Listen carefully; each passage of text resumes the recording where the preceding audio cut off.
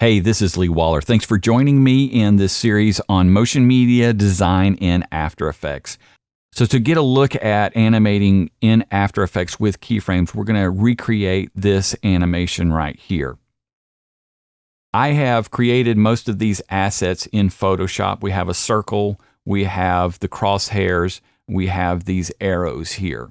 The text can be created in After Effects with no problem. All right, so this is the animation we're going to take a look at. I've imported those assets into After Effects, and here they are. There's the circle, the crosshair, the left arrow, and the right arrow. We're going to take a look at those. I'm going to start a new composition. Go up here to Composition, New Composition, and a lot of that information that I just went over is useful in making this decision right here. I'm going to go with the preset of HDTV 1080 24 frames. I'm going to set that up, and that is 1920 by 1080 24 frames per second. And I want a duration of 10 seconds on this. So here's my duration right here. This is how long my composition is going to be. There's my start time code. Usually don't have to deal with that. We can leave that at 0, but here on the duration, I want to set that at 10 seconds. To do that, I'm going to type in 1000. That sets up 10 seconds and then 0 frames. And we will leave background color at black. So I've started a new composition. Again, it's 1920 by 1080. That represents my X and my Y axes. And what I want to start with is this circle right here. I'm going to grab this circle PNG and bring it down into my composition timeline here. So here's my composition viewer, composition timeline, project panel. Here is the circle at 100% scale. And I'm going to show you the 5 basic transform properties right here. Open up with this arrow right here, and then you will have your transform properties underneath that. Every object that you bring into, every media asset you bring into After Effects and drop into the timeline will have these 5 basic transform properties. The way I want to animate this circle is to scale it from 0 at the beginning of my timeline up to full 100% at about a second animation. So my timeline indicator is right here, and I can scrub through with this. It is set at 0. And to set a keyframe, to start off setting a keyframe for any of these properties, you'll notice that there is a stopwatch next to it. We click that stopwatch, and that sets the first keyframe for our animation. Please remember that it will take 2 keyframes for any animation. So I've set this keyframe here. The scale is at 100%, but I want it to start at 0. So what I'm going to do, 2 ways of doing this, I can either scrub this number down to 0, or I can click on the number and type in 0, and it will set that property at 0% scale. So I have recorded my first keyframe. It has the property and it has the time. Now I'm going to move forward in time, maybe 1 second in, and I'm going to bring this scale back up to 100%. I'm going to click on the number, type in 100%, and there is the animation. You'll notice that when I've changed time and I've changed property, After Effects sets that second keyframe for us. So we can go back to watch this animation. You can either hit the home key on your keyboard or drag the timeline indicator back and hit the space bar, and that will render out the animation and play it back for you. This green bar right here indicates when it is rendered. Now, this is a very simple animation, so it rendered very quickly. And again, that will happen whenever you hit the space bar. If nothing is rendered, it will render it out, then play it back for you. So I want to move on to my next object that I want to animate. Quickly, I want to just scroll this up so that I kind of clean up my workspace.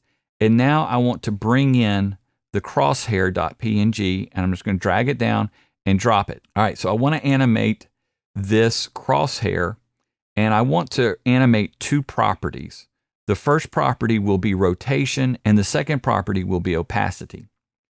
I'm going to set this keyframe at half a second, which on 24 frames is going to be 12 frames. So that's where I set my timeline indicator. You can also see your time right here on this, and if you need to dial it in directly, you can click on that and then type in 12 frames. So it just needs to be 12 and hit OK, and you're at 12 frames in the timeline. If I wanted 1 second and 12 frames, I would type in 1, 1, 2, and then enter. And that sets 1 second, 12 frames, and it sends my timeline indicator to 1 second and 12 frames. All right, I'm going to go back to half a second there, 12 frames, to start this next animation. I want to rotate this, so I'm going to set a keyframe for rotation right there. In another tutorial where I go over the 5 basic transform properties, I do go over what these two numbers indicate. I want to rotate this 180 degrees as it animates in. So I'm going to set my first keyframe, and the properties I'm going to leave at 0 across here.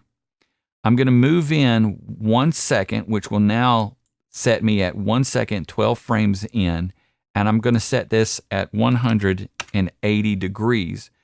We have a 180 degree rotation you can see between those two keyframes.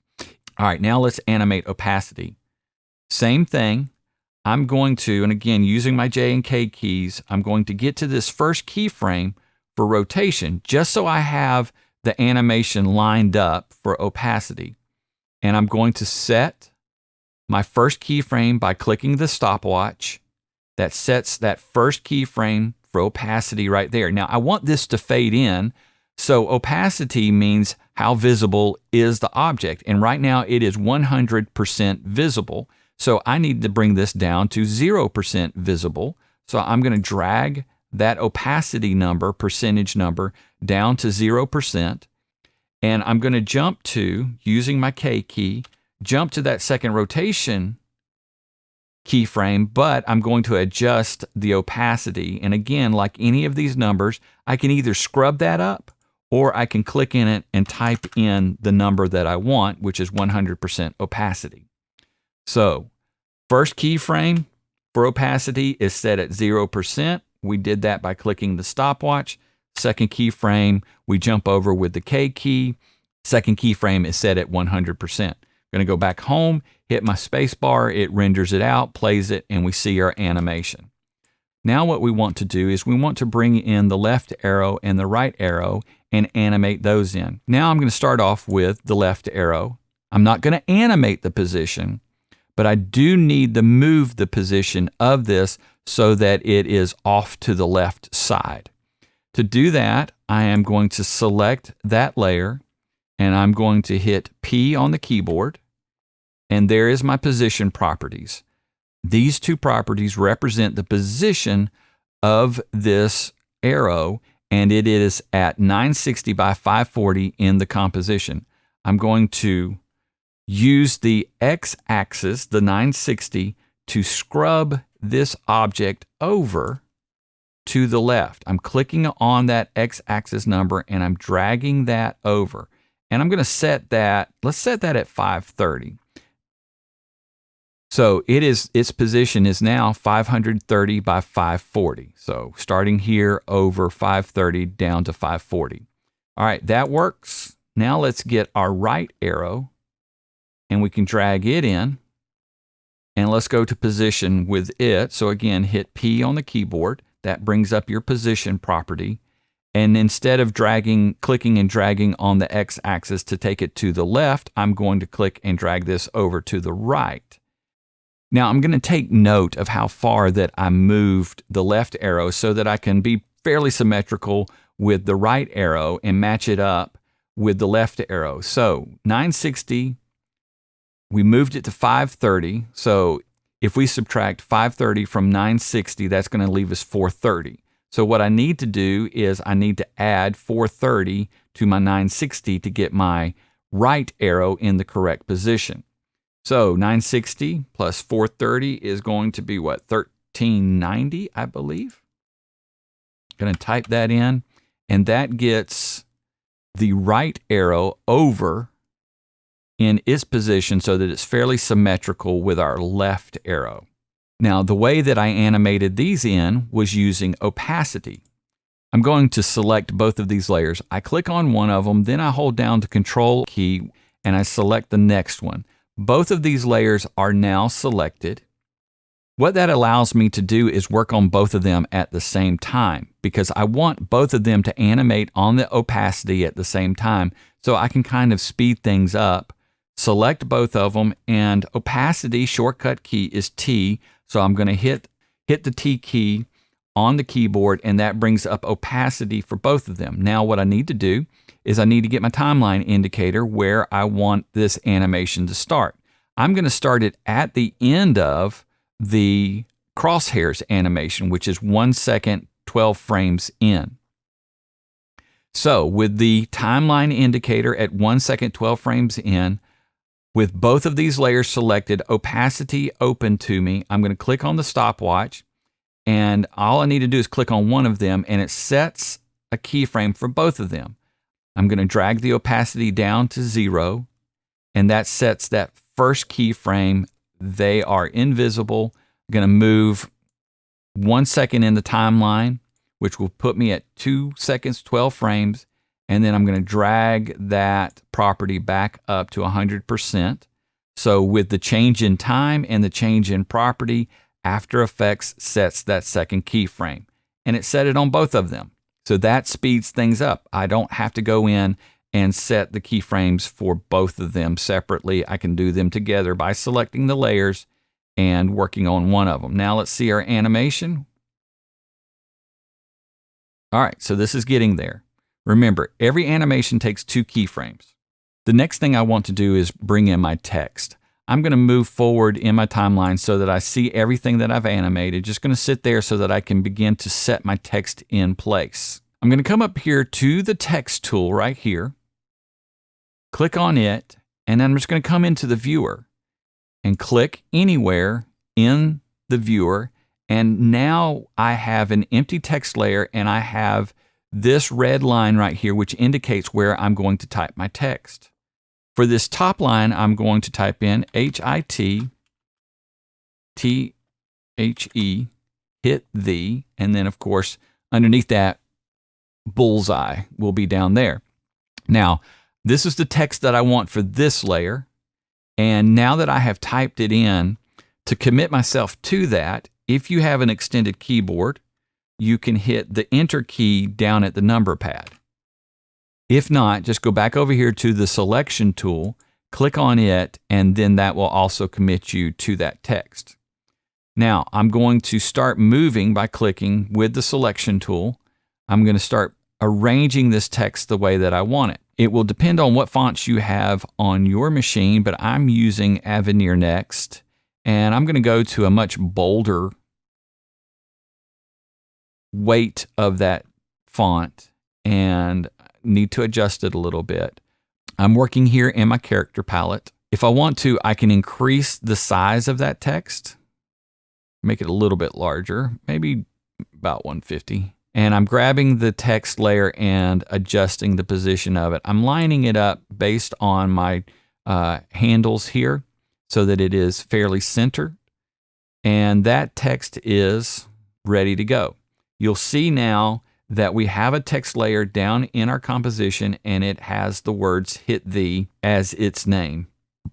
I can speed up my work a little bit on the next text layer by duplicating this text layer. To do that, select that text layer in the timeline down here and hit Control D or Command D, and that will duplicate that text layer. So I have a second text layer here now in my timeline. And even though you can't really see it, there is a second text layer sitting there. I'm going to double click this top one, the one that says "hit thee 2. Double click that, it highlights it, and now I can type in bullseye. And again, to commit to that text, I can hit the Enter key on the number pad, or I can jump over to the selection tool, and that will also commit me to that text.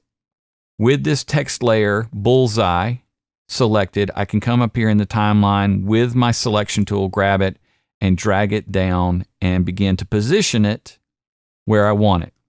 All right, now that I have these two set in position, I'm going to animate them, and I want to animate them in using their position.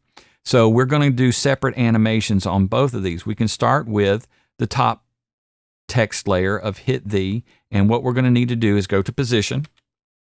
So hit P on the keyboard. That will bring up your position properties for that layer, and we need to decide where we want that animation to start. I would say right after our two arrows first fade in, and that's going to be 2 seconds in.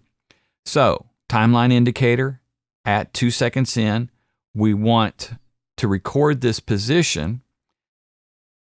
We're going to hit the stopwatch on the position to set that first keyframe. Now, setting this next keyframe, we need to think a little bit ahead. This is where we want the animation to end. So we have that information right here. So what we need to do is we need to copy this keyframe. So select the keyframe, Control C or Command C, or go up to Edit, Copy. And we've copied that information. Now what we can do is I want this to animate in from the left side. So I'm going to scrub this off to the left, and I am continuing to click and drag, click and drag. Or if you want to speed that up, hold down Shift and it will speed up that movement off to the left. Now I want it to start just outside of our viewer so I can see the bounding box for it right there.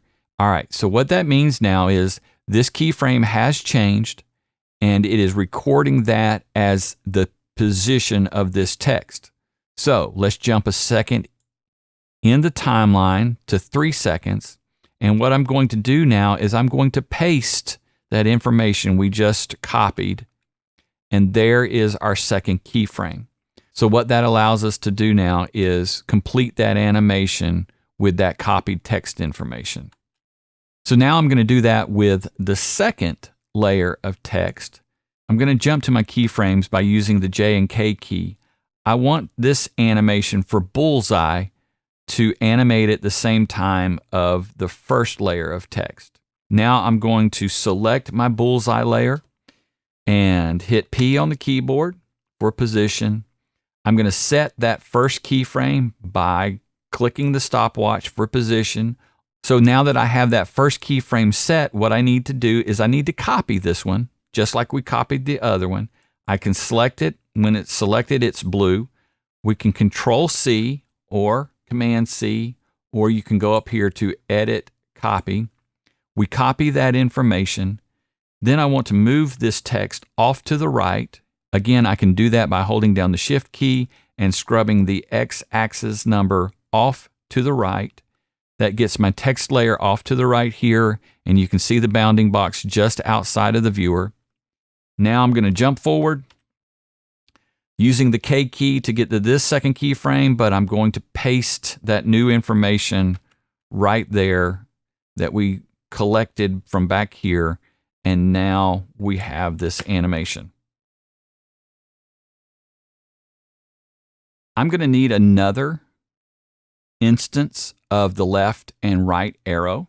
So I'm going to select them up in the project panel, Control click, Command click so that I can select both of them, or I can simply drag over both of them and select them, and I'm going to bring them down into the composition.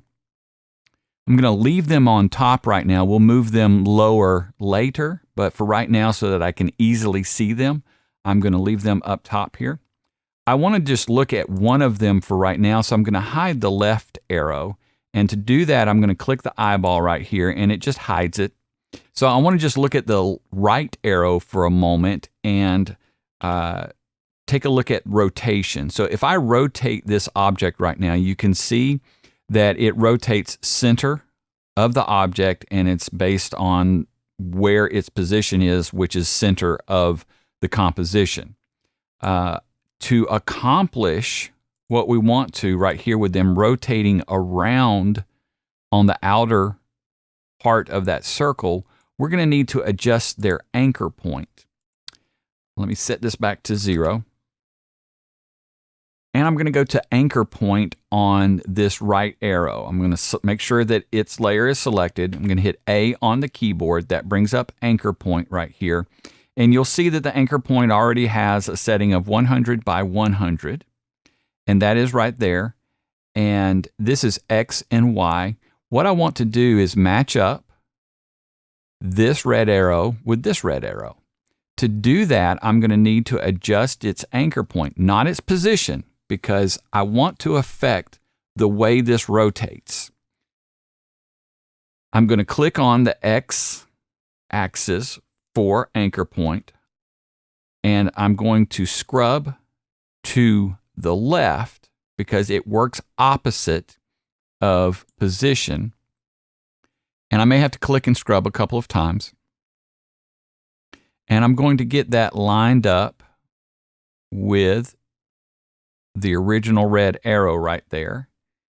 The anchor point for this right arrow is set at, on the X axis, -330.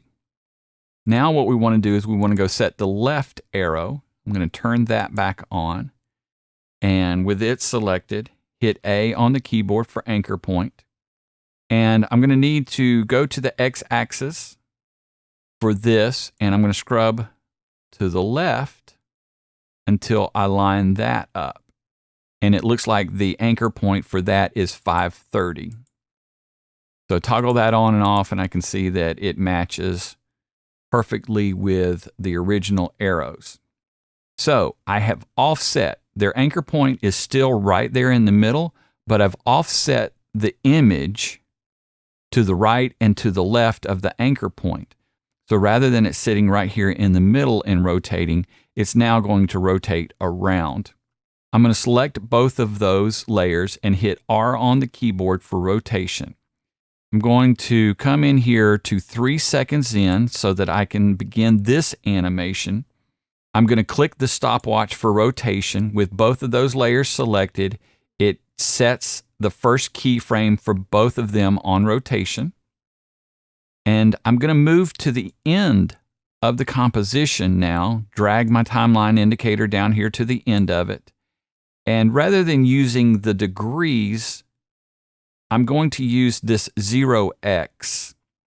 And I'm going to type in, click on that and type in 1, which means that we're going to do 1 full rotation in the remaining 7 seconds of this composition.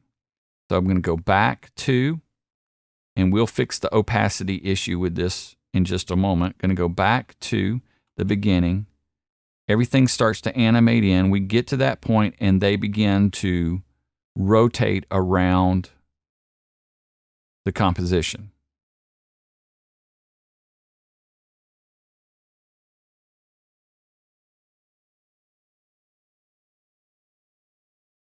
Okay, now what we need to do here is you'll see that our 2 new red arrows are visible from the beginning, and that's not what we want.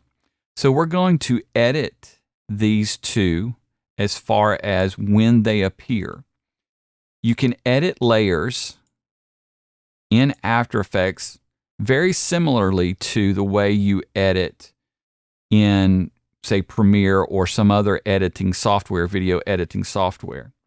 2 ways we can do this. Very simple way is to go to the front of the layer, and when you hover over with your mouse, you'll see that you get an icon that has 2 arrows pointing left and right. With that new tool, you can click on the end of that layer and you can begin to drag it down to where you want it to begin. This is trimming the layer. So I trimmed the left one. Now I'm going to go down here to the right one, hover over at the beginning of it, click and drag down and trim that comp. So now what happens is those 2 red arrows are no longer visible, and they will pop in right at that point and start their animation.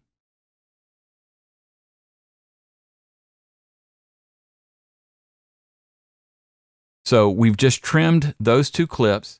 One other thing that is occurring because of the hierarchy of these layers, the left and the right arrow, the new ones that we have placed in, are animating over the text. So I'm going to select both of them again, and I'm just going to drag them below the two text layers.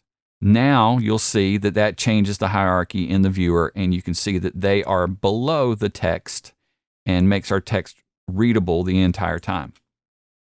Now, the last thing that I want to do is at this point also, I want to begin to cause the other two arrows to blink.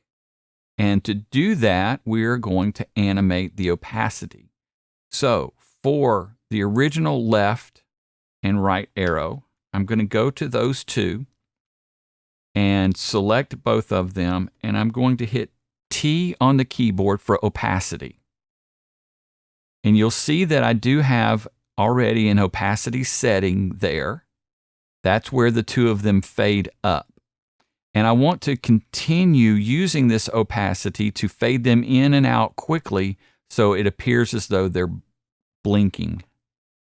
To do that, with both of those layers selected, I'm going to come down here, and there is another button that we need to be aware of. I could change this property right here on opacity to generate another keyframe right there, but I want that to stay at 100%. So what I will do is I will come down here to the far left of both of these layers, and you'll see this, what appears to be a keyframe in between these two arrows, and that is the Add Remove keyframe. So I want to add a keyframe in here.